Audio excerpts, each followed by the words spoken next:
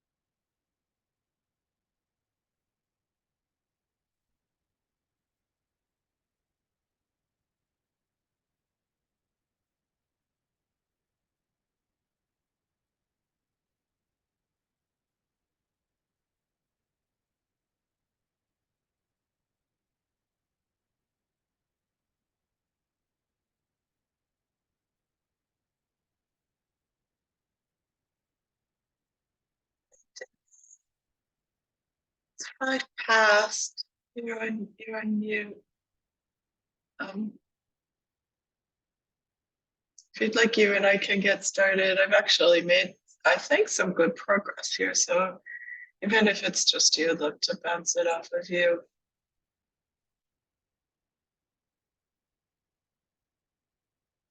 You are on mute.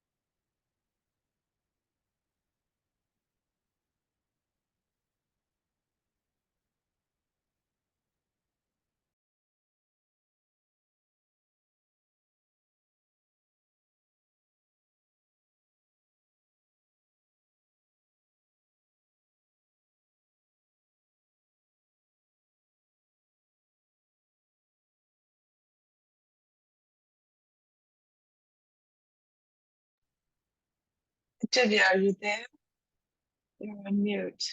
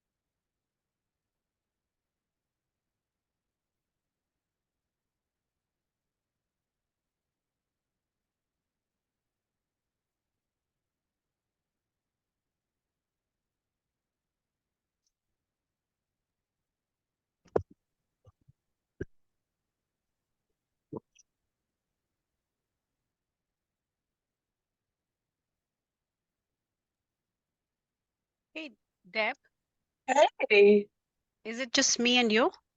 so far, this is it. Out there, I'm Shruti. not able to hear. Okay, something Uh, must be wrong with my. Hi, folks. And Deb, hi. hello. Hi. Hello. Divya can't hear. Just send her a message.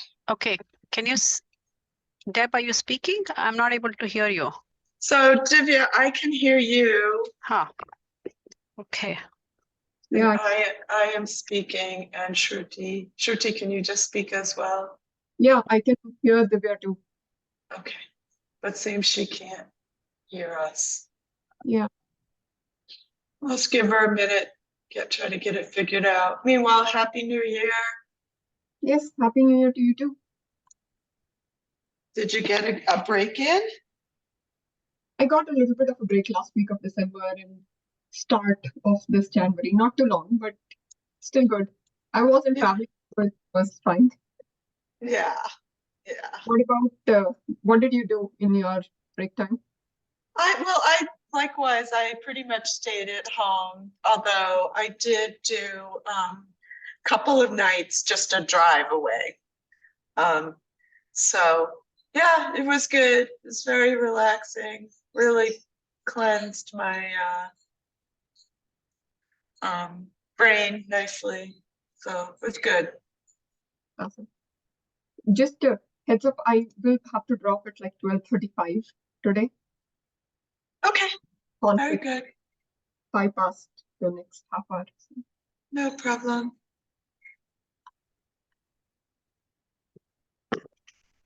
Hi, Divya. Can you hear us? Divya? Uh-oh.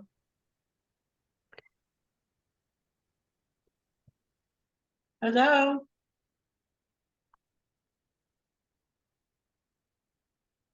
I don't know if she lost the microphone. Yeah. Well, so let's just get started, and hopefully at some point still you will hear us. Let me hear. I apologize. I did not send out a agenda, but I did just type one up. Okay. Just very quick thing. So tomorrow have the larger OCP sustain. Yes. Which What do you need from us? so for all the workstream leads, I think I sent a note, but just pointing out, we'll sort of look for feedback on when in 2024, what is the target output that we are, aiming. So we're creating a roadmap that, will be fed to the steering committee from OCP sustainability side. Okay. So like when is So for the whole year? Yeah, it doesn't have to be set in stone, but just a little ballpark idea of, if you think this white paper is going to be published in March or August, or so just that much ballpark idea.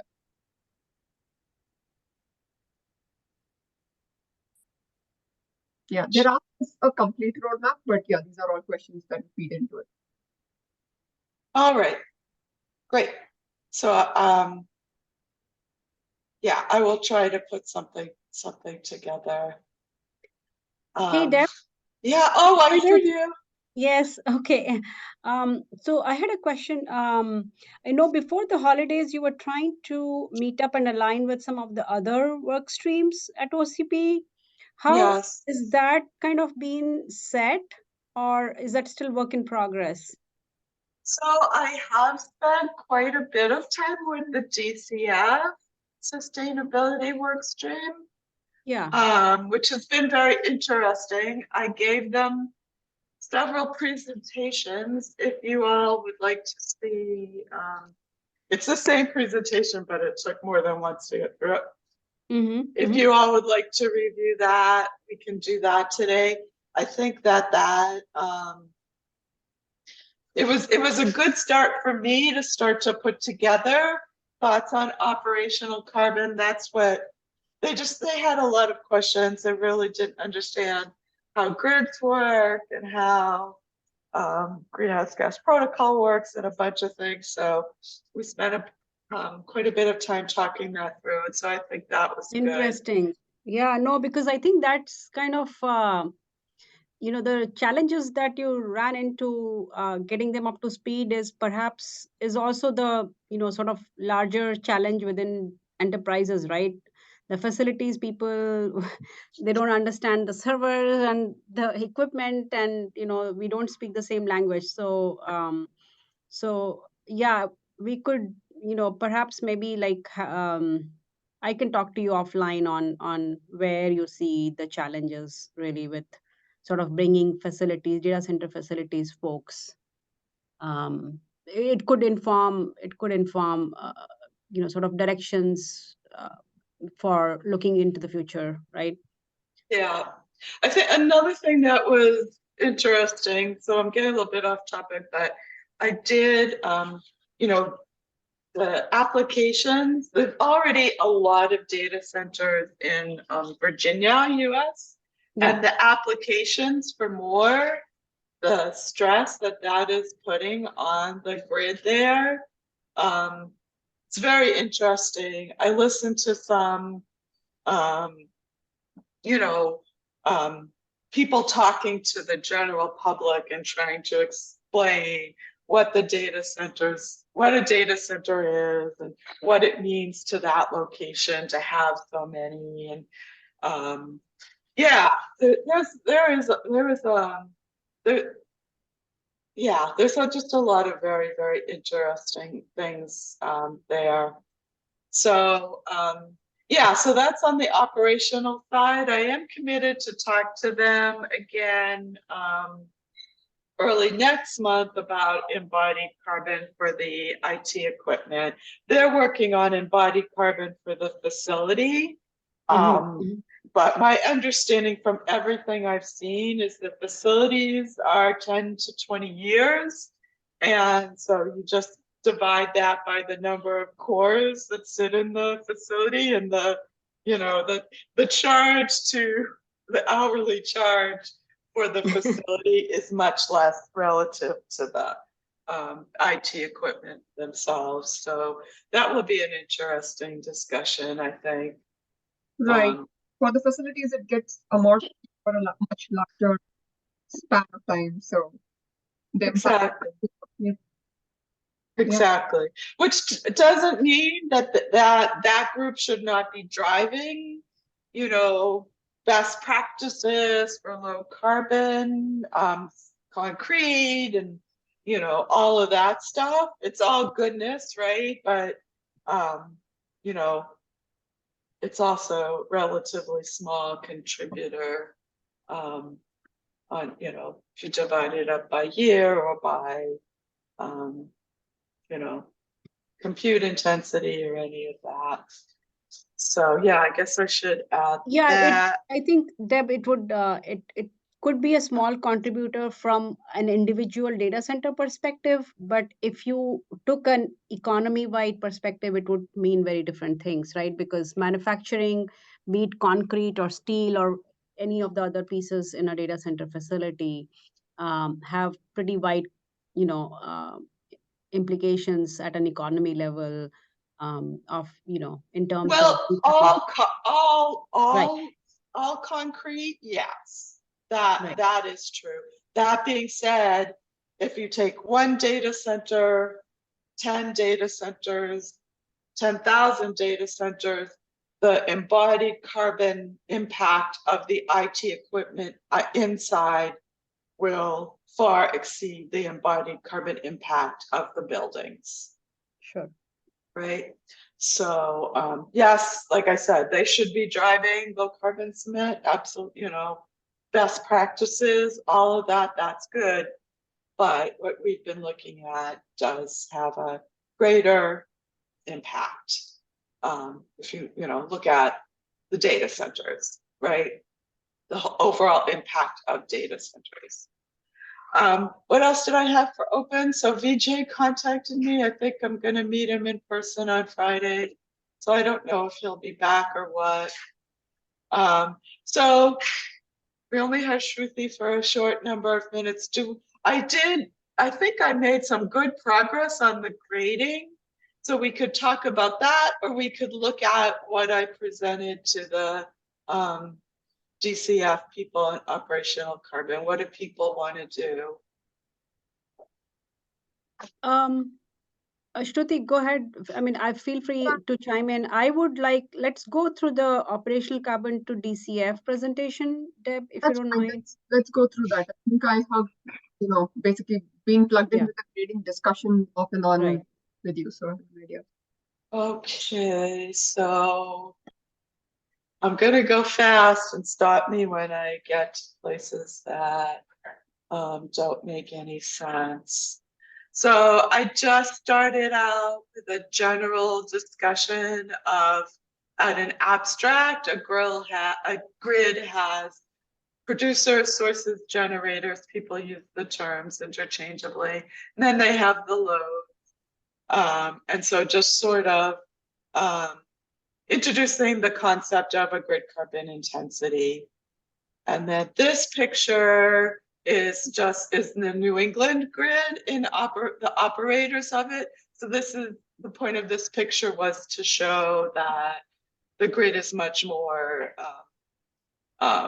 complex than just that little circle that I drew here of interconnectivity. So that was that. Then I talked about what greenhouse gas protocol is, how it's been, it is the standard, many other standards built upon it, talked about the history, introduced what is now called location-based scope 2, but at the time it was just scope 2 accounting. So I'm assuming this is all very familiar to you all. Gave a very simple example of how you would do annual location-based scope 2 accounting for a data center. Then went on to talk about how market-based accounting was introduced in 2015, what market-based accounting is. And so it went from a renewable energy producer could sell electricity till after 2015, they had a second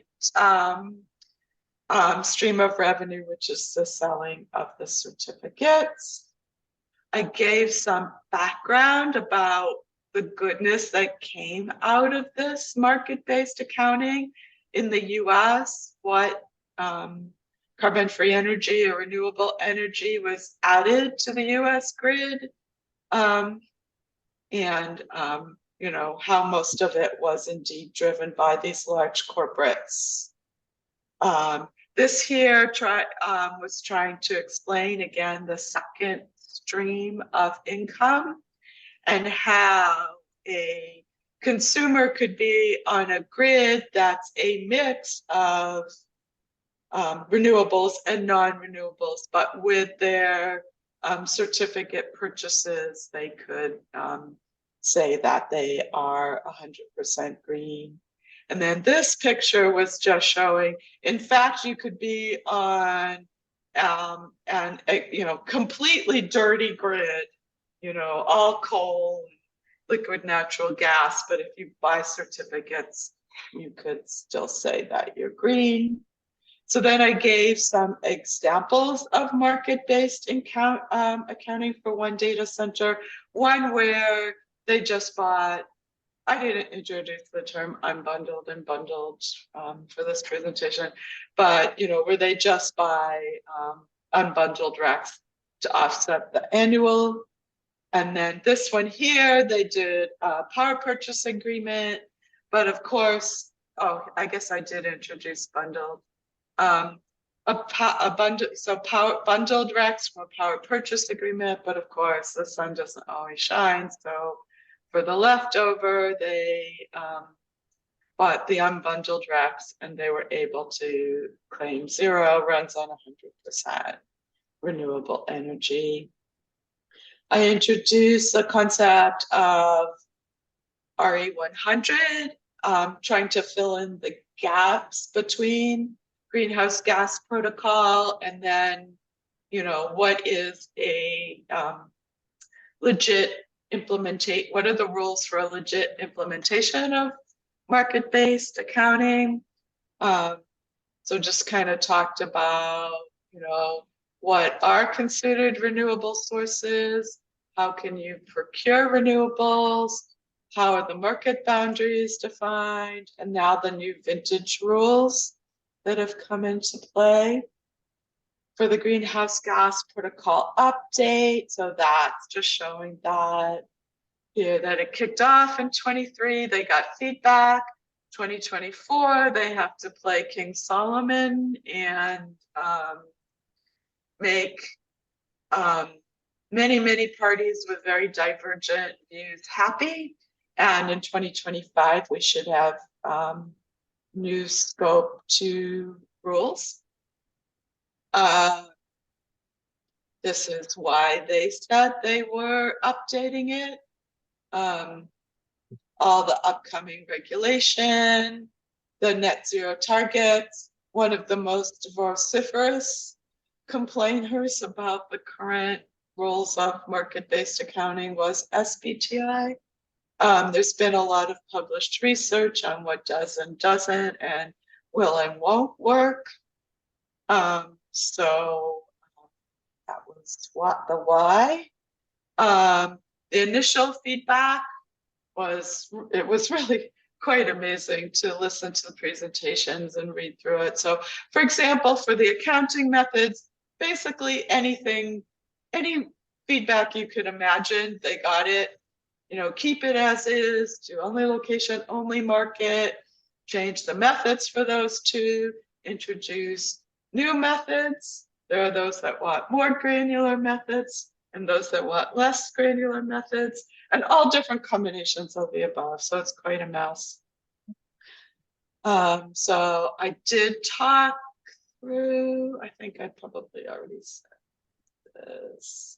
So I talked through emissions first protocol, which is, partnership, which Intel is a member of, also Facebook, Amazon, I can't remember, other large non-data center entities as well. So talked about the idea behind emissions first, that they basically don't want to be much less granular on the where. So the idea, what they're finding is like they can't, it's very hard to pull together, to take the Virginia example we were talking about earlier, where so many data centers, right, are already there, are trying to build there. So to get a PPA going there, to get okay to transmit your renewables onto that grid, it's practically impossible now. So the idea of emissions first, saying if instead you go and do a PPA in a country that is further behind on their electrification, and you knock out some, you know, higher emitting options that that location was interested in, and instead you pay for the RECs from a solar farm, then, you know, we have minimized the carbon dioxide in the atmosphere, even though it's nowhere near where your data centers run. And so that's the less granular people. And then I talk the more granular, which this just seems to have so much momentum. I just can't see this not being the winner, or a big winner. Is the 24/7 carbon-free energy, driven by the UN, by Microsoft, Google, United States government. Many large players are signing up for this, you know, kind of over the, you know, the rest of this decade or the next 10 years, to really be able to prove that on an hourly basis, you use carbon-free energy from your, you know, the same grid and the same hour. So, you know, some of the players to watch is this Level 10 Energy, and their Granular Certificate Trading Alliance. FlexiDAO, Energy Tech are also entities that are playing in this space. You know, I heard some people describe what the Level 10 is like they're doing an end run around the grid operators, because they're just kind of saying, well, grid operators, if you're not going to, you know, set up your markets to encourage renewables, we're going to set up a second marketplace that does that. So that's how some people at least describe it. This is a pictures from that Level 10 granular certificate proposal. So on the left is, you can see the demand is the dotted line. This only shows carbon-free energy on the grid, not the dirty energy on the grid. And it's showing how sometimes the carbon-free energy produced exceeds the demand of your company, and other times it doesn't need it. So all of these little gray boxes on the right are showing hourly certificates. And so with the market, you can trade your excess carbon-free energy to other entities that could use it to offset their grid usage in those hours. And then new granular certificates, you know, this would incentivize the green hourly certificates, be that battery or new transmission onto your grid from clean sources, et cetera, et cetera. So that's kind of the, you know, two of the big things. Although, like I said, you know, there's some people that just want a simple location based. And so that was the presentation in a nutshell. Oh, this is awesome, Deb. I think there's some really great content. How what was the feedback like from that DCF team? I think that they, at least some of them, understood it. They want to find some way to make a metric or a mapping of the water that's being saved by the producers when the data center load changes. Right. So, you know, I see. So their goal is to look at, I think, you know, at a data center level, I've seen that there's people are interested in like 2-3 big KPIs, right? Energy, carbon, water, right? So maybe this is part of what you were hearing from that Well, team. they don't just want the water, like the WUE or whatever from the data center. They also want some way to show that the changes at the data center level, be they energy, water, whatever it is, help the water usage of the generators. So I was kind of hoping to convince them that, well, we've spent, long time trying to do this accounting for carbon, and for water it's much less mature, never mind trying to trade off between one and another. And I was trying to show them how hard it is. I don't, how hard it is to trace. Where's that picture? How hard it is to trace from your load to, but I don't think they were deterred. So, hey, we need to innovate. And, if they think they can get something started and have an impact, I'm not gonna, let's see, let's innovate and see. So I do have as an AR for myself to read their metrics spec, which I will do this week, but I have not read it yet. Okay, So so is your goal to in working with DCF, and this is perhaps part of the discussion that Shruti, if you're going to take it, is like what are you trying to get the OCP community to line up behind metrics, best practices, and sort of the educational piece that Deb, you have done a fantastic job bringing that team to and sharing some of this learning. So I think first task OCP to line up behind is, sort of figuring out what can be the criteria, or I call it a certification, but it's probably not going to be as hard as a certification, for something to say that yes, they are pro-sustainable, or this particular spec is helping sustainability or carbon footprint in some particular manner. But that being said, I think that's sort of the approach that I have in my mind. We actually are allocating the last, hopefully 10-15 minutes of tomorrow's OCP session to actually discuss exactly this, that what is OCP sustainability wanting to line up behind? Like, what do we sort of want to say overall? Do we want to sort of create a certification, or do we want to say that we are basically going to be a guidance method? How much of specific criteria are we wanting to generate that other domains can follow or get help from? And one more thing I was going to mention, Deb, when you were talking about, well, here you were talking about different certification, but somebody sent an email, and my Outlook is hung, so I can't get to it.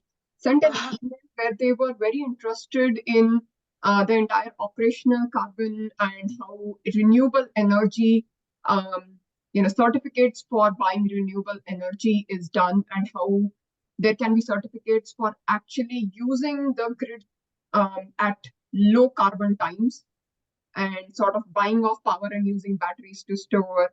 Did you happen to see that email? So the person wrote quite a detailed email. I forgot to talk to you about it later. So I don't, was this last year or? Yeah, it was in December actually. Yeah. Yeah, I don't remember. But I certainly, if I saw it, I dropped the bits. So yeah, I do think, for people that are interested in that, I would say we should educate them about this granular certificate market that's coming. Today, what we've told people, not in the OCP context, but more general, is to use electricity maps or watt time. Kind of a problem is that there's this concept of, let's see if I have a picture here. There's a concept of residual grid mix. So, the ones that are taking the racks and the ones that didn't take RECs, so the dirty ones should calculate, should take out the RECs when they do the grid carbon intensity, but nobody publishes that now. So essentially there's a double counting going on. And that's just embedded in the watt time and the electricity maps. But that being said, that's kind of what's available today. But So people that are interested in that really should get, start following this granular certificate market so that, they can kind of start to, follow these more future, improved ways of understanding carbon intensity. Does that make sense? So if you understood that previously, why are you saying that is getting double counted? If you go to the upper slide, see, I'm not doing a good job. So this is showing like there's one grid, and Right. that grid has a mix of renewables and non-renewables. So there'll be a carbon intensity for that grid. Mhm. So the gray business or that didn't take any actions, Yeah. they would calculate their annual carbon based on the grid carbon intensity. Okay, Yeah. but Yes. the green consumers, they say that all the renewables are a function of power purchase agreements that the green consumers contracted for, right? Those renewables would not have appeared without the power purchase agreements. And so as part of that power purchase agreements, the green business gets to take all the recs from those PPAs and they're able to say that they're green, right? So what you should do for the gray people is you should take out the green. And so that's called the residual carbon intensity. I didn't introduce that term. I was trying not to get too technical, but it's called residual carbon intensity. But nobody. But the green consumer would only account for how much ever they paid for with the rec, right? Correct.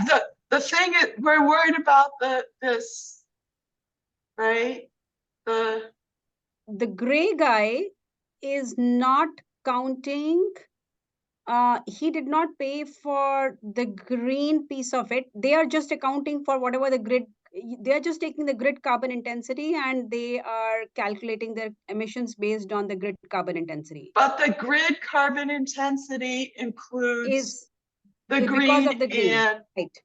it lower. includes no. So when because the way that electricity maps and watt time get the grid carbon intensity is they ask the ISOs, right? The independent system operators who don't know anything about the PPAs. And they just say, here's our mix this hour. We've got this percent green and this percent not renewables, right? Mm-hmm. Mm-hmm. So it's effectively a double counting. So it should be the gray one should just take this thing called the residual carbon intensity where the PPAs are taken out, but nobody publishes. Nobody publishes. So essentially, what time would actually need to, update the intensity of that grid once it knows how many of these rec sale that grid has done? Right. This would have to be done hourly, right, Shruti? Because the grid has hourly information about how much green and gray energy they're getting, right? And that's what. Yeah, but the So next thing is not an hourly thing, right? It sort of gets set before the year starts. So No, everything No. is hourly on the everything grid. is hourly on the grid. no, And the rec contracts have to be done in advance, right? the rec contract, The contracts are done in advance, but Yeah. the recs are hourly. Yeah, It's yeah, like, I understand that. it's a capacity. The rec is for a capacity, but the meter is hourly. Yes, yes. So what I'm trying to say is, with the contracts being set in advance of the year, you know, like for what time, would actually know what is the adjustment that has to be made in their but current. what time has no way to understand that? Why would they not know if they knew what are the sale contracts? What are the They rec don't So know. let They me don't know ask which you- consumers. They don't know which consumers have bought PPAs. Yeah, correct. It's not public information. It's not public information It's for what pretty time. tightly closed. Yeah, I And understand that problem. Yes, so the contracts are not actually known. That I understand is the problem. But that's what I'm seeing is one solution would be if they had knowledge of the contracts, then they could make that adjustment. if they knew, but they Yeah. don't. Or So if the if you look, the greenhouse gas protocol says to use this residual carbon intensity, but nobody publishes it. right, or if So there's double counting. the grids in some other way are asked to make that information public. So not actually No, contract, but uh, just release how much of it is maybe sold by contracts without releasing any customer, any particular contract details. Then, what time kind of bodies could make some adjustment and. but they don't do that because the system operator is not the entity that builds and runs the producers, the generators, right? They are a transmission operator, right? So the consumers made a contract with the producers for green energy. But Right. so what time, I put a link someplace to just, so like if you look at ISO New England, how come I can't follow this link? Make it go into a full screen Open. mode, then link. Open link. So everything is off of like the ISOs and right, the data from the ISOs, and they use the I don't know, is it shown here?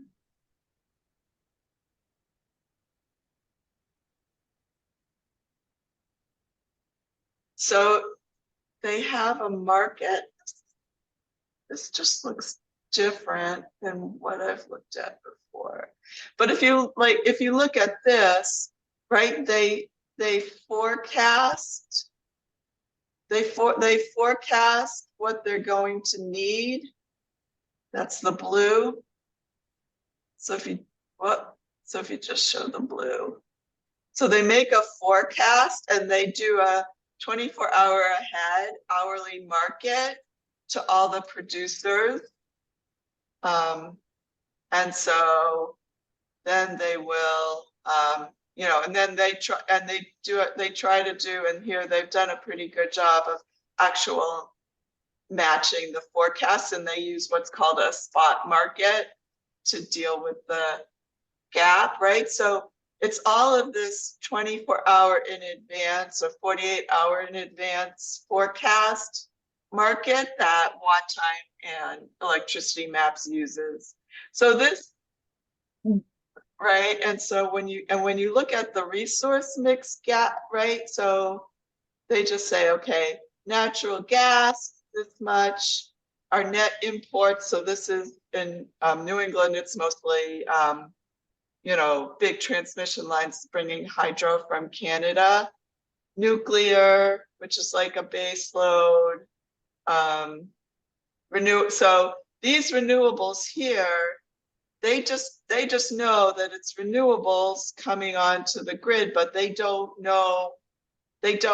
really know or take account for if those renewables were all paid for PPAs. It's just not, it's not part of the deal.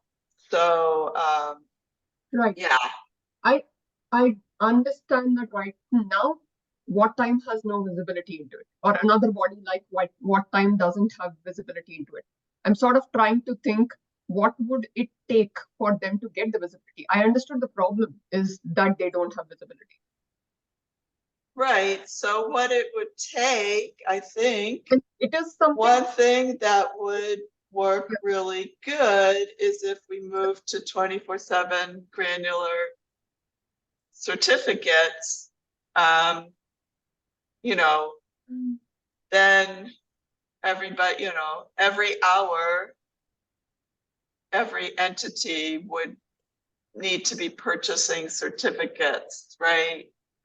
To cover their demand. So this, you know, and then, you know, from this, then watt time electricity maps or whatever the new ones are, you know, 10 years from now would be using this information. No, but certificates are still going to be produced or basically sold by the producers. So how would what time again have visibility into who's purchased the for 24-hour certificates? Right, they would have to find some way. So that this market here would have to find some way to publish the information. Correct. Yeah. Yeah. So this is like a whole new market. And so it would have, you know, that it would sit in parallel to the ISOs, right? Yeah. I So, think whether the contracts and certificates are for the year or on a 24-hour basis, the problem that what time doesn't have visibility still remains the same. well, again, this would be a new market. So this information would have to be shared under that market. So what's shared now by the ISOs is their bidding, their hourly bidding for the next 48 hours or however they're doing it, right? 24 hours, 48 hours. And that's what watt time builds off of. Is the way that bidding is resolved every hour. The ISOs make that available, right? So instead, watt time would need to be working with this new market, which would, you know, there'd be bidding for the gray certificates, and you know, so you would kind of have to. It would be just a whole different way of doing things, basically. Sure. Essentially, the solution is the market has to give visibility to what time, irrespective of, you know, whether it's in the form of these 24-hour certificate or current contracts or something new. But yeah, I agree that the market has to create that visibility to what time. Yeah, but for now, it's not, you know, the methodology. So it's like a, you know, renewable energy is double counted now. Pretty much all of it in the US, I would guess. So but you know, it is what it is. And that, you know, that's one of the reasons it's perhaps not even here. Yeah, it's one of the reasons why, you know, maybe like published research is showing this or etc. It's one of the reasons why we need to update the whole way this thing works. So, Deb, I think there is a larger implication to how the markets are going to go, but what are the implications of these two different accounting methods to OCP and OCP members? So, right? Because what, I you know, feel what like we would Microsoft say, and Google are going to keep doing what they're doing, right? They have an agenda. How would this information inform OCP for its member companies? I'm trying to. So, you know, step one is to educate people. So, you know, just and, you know, my stance is to build upon established Mhm. standards. Sure. So just to make sure people understand location-based accounting, and then market-based accounting. If you're Mhm. doing market-based accounting, you should be following some high-level Standards. standard. Right. Right. And so, you Okay. know, and then, you know, you should probably publicly say what you're doing, right? Mhm. How much of your, like Google now, for every data center, reports carbon-free energy. Right. Right. And so they say, that, you know, they fill up the gap with unbundled, but Mhm. carbon-free energy is bundled, right? Mhm. Mhm. So, you know, I would propose every data center, you know, the carbon-free energy number is published. And Mhm. then, you know, and then you know, if you top it off with unbundled, you know, you make that public. And then what, you know, and then just having people understand this whole thing is changing, and how's it going to change, and how is it going to change how we, what metrics we use to report Mhm. data center energy, right? And carbon due to energy, right? So that, you know, that's what I'm proposing. You know, we do for a white paper this year would be just sort of a backgrounder on today and proposal for metrics for today.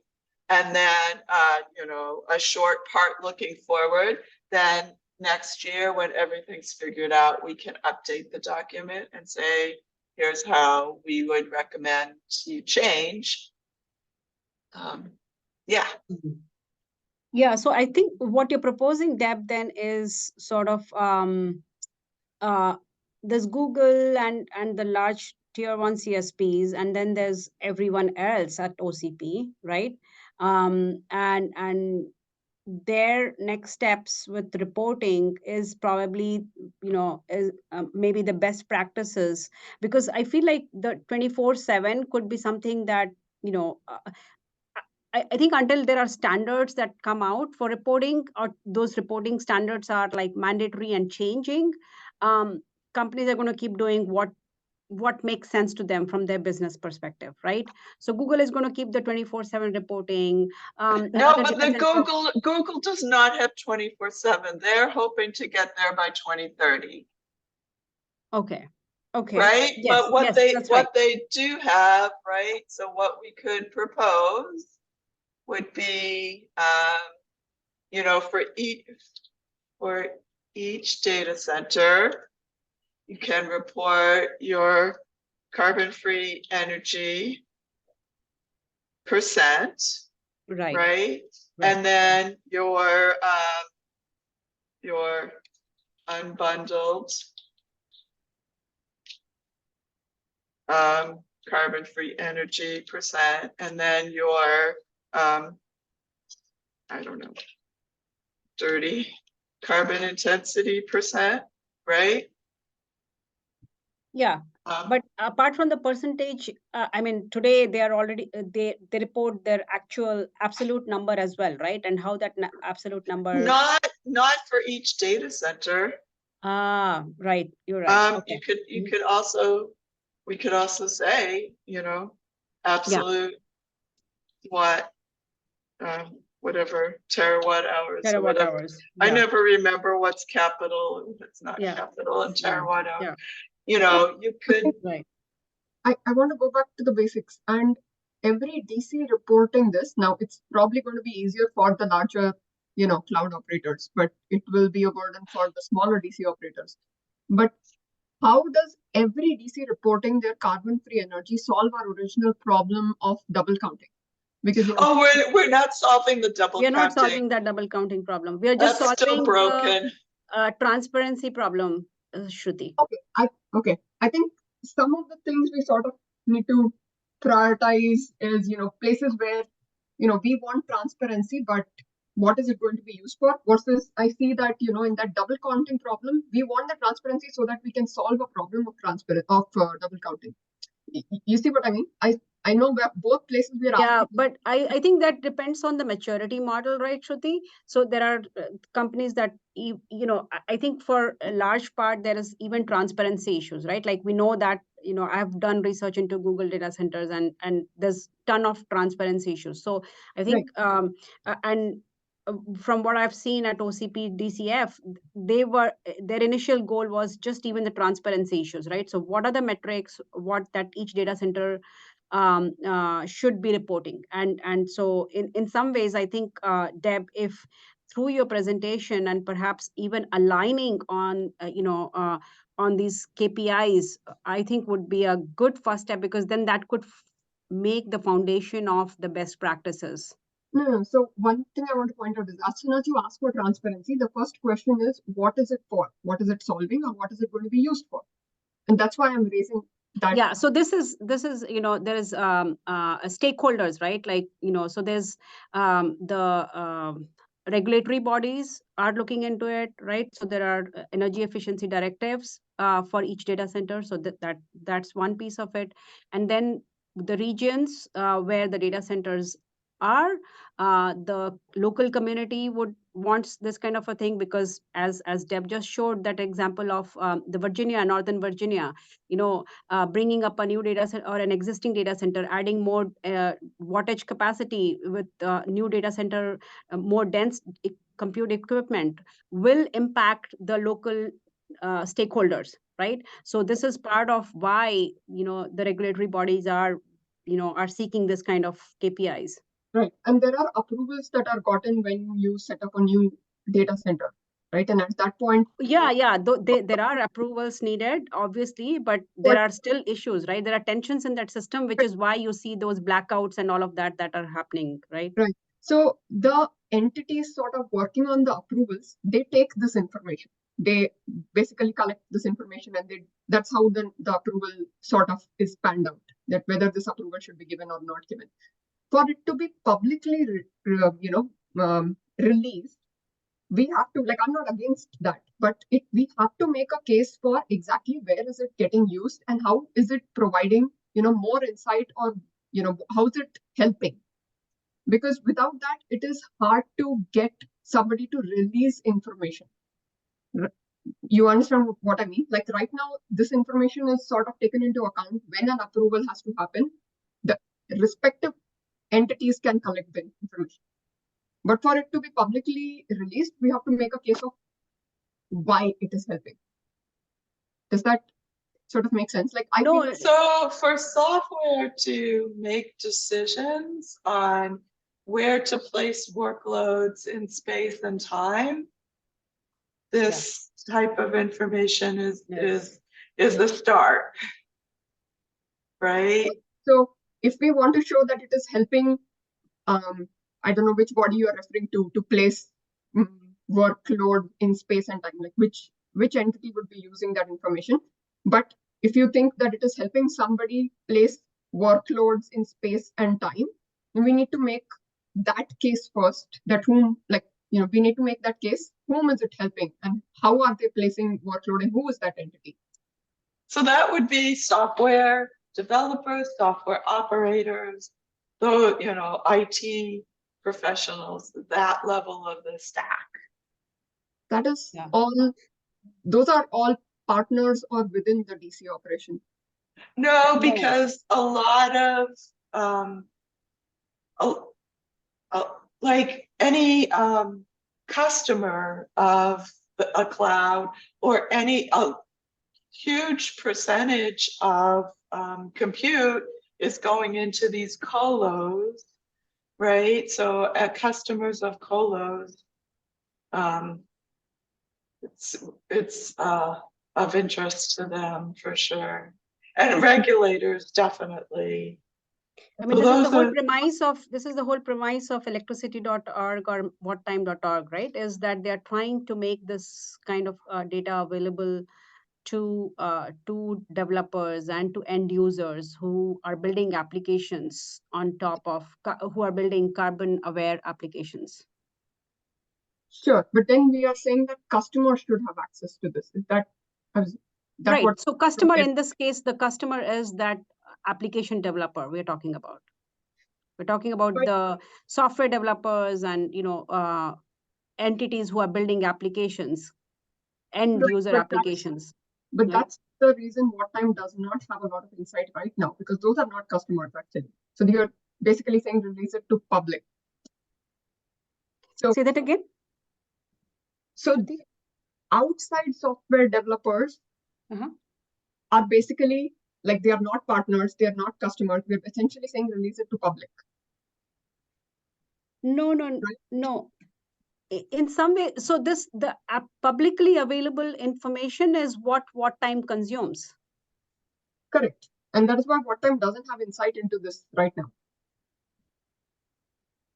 This level of information, no, right? Yes, correct. Because WhatTime is not, it's not a partner, it's not a customer. It's basically getting what is publicly released. So we are saying this information should be available to software developers who are partners of that DC operation. That is different than it should be available to any software developer. That is basically saying publicly released. Right? So you see the difference in both the places. So if we are saying publicly released, we need a strong case showing how it helps. Like what is the extra insight those developers have, and what maybe can they build out of it with respect to carbon applications if they get these insights. That would make a case for why it should be released to any software developers or any publicly released. Oh, it's like when you're deciding, where are you going to place these workloads, right? Before you've even done, right? Is it going to be in your colo in Virginia? Is it going to be in your colo in somewhere in the EU? Or are you going to use AWS? And then across the AWS sites, which one of them, right? So if you understand for each one of those, what's the carbon-free energy, and then if your company values RECs, if the topping off of the RECs is going to happen, the unbundled RECs, that will help you just in that initial decision. And it could, you could go through the whole thing and say, yeah, AWS, it's mostly RECs. We don't think RECs are a good choice. Therefore, we won't use the AWS sites. We'll stick to these two colos where we already have a footprint, and maybe we'll pull in, buy some more machines and put them there. We think we can hit our latency requirements, and we think we can hit our cost requirements, and the carbon-free energy is better. That's an example, right? So now when somebody goes to GCP, when you're trying to decide where to place your workloads across GCP, you can understand the carbon-free energy for each one, and it helps you to drive that decision. If you also understood it for your your colos, which is your quote unquote on-prem, you could also make trade-offs across those options, right? Etc. Yeah. So there are people that absolutely want it. Like when I go to the FinOps Foundation or what have you, I hear this nonstop. Whether the entities are willing to disclose it as nicely as Google does now, AWS clearly does not want to. And there's a lot of anger there, but from AWS customers. So, and there's a lot of confusion around how to treat colos, etc. So that's what I've heard. I do have to scoot, everybody. I have to stop. Thank you. Okay, bye. Bye. Sure, bye, folks. Bye.